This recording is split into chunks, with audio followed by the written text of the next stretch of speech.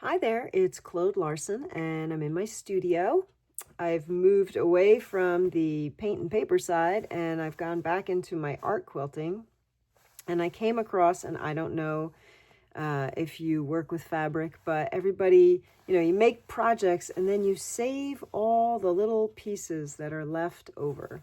And I ended up having this, it's a nice bowl, but I ended up just filling it with, all these scraps with no actual plan for, what I was going to do with them.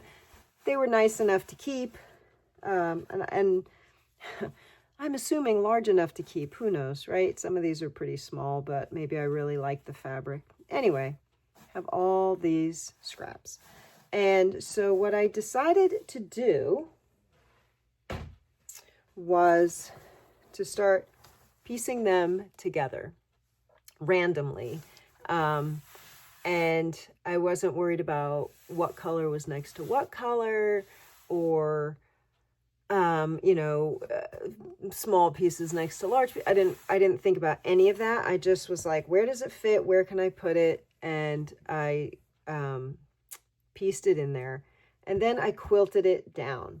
And the quilting is done with 100% cotton thread, and it's pretty close, pretty tight. I would say, maybe a 1/4 inch apart. So it's pretty tight quilting.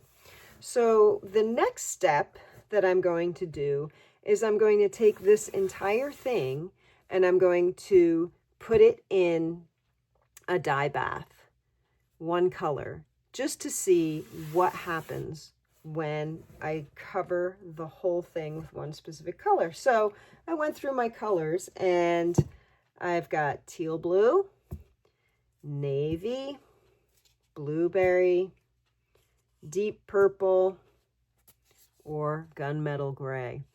And I really haven't decided what color I'm going to do this in.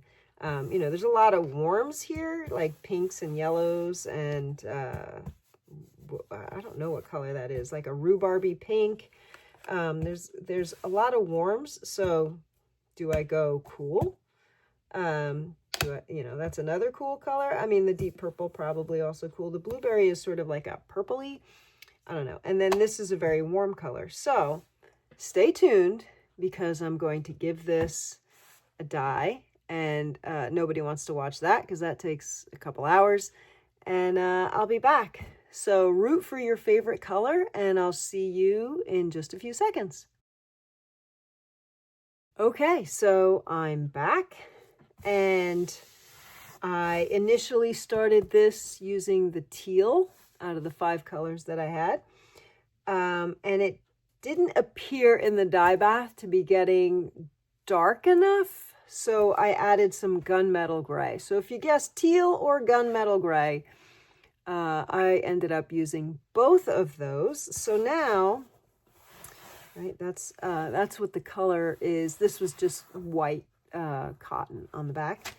And now, instead of having random crazy pieces from my little stash bowl, I have something that I think makes a reasonably interesting background that I can begin with. It's kind of the equivalent of using a glaze in painting by over dyeing the whole thing.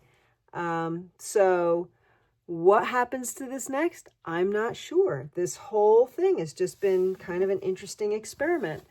So if that's something that you work with, is fabric, and you have, like me, a bunch of scraps that don't go together, give this a try and see if it inspires you. I'm also thinking, if you have a quilt and you don't really like the color of it, dye the whole thing, and I bet it would make something maybe more visually appealing, something you'd like a little bit better. Okay, that's it for me. Have a great day. Go make something. Bye.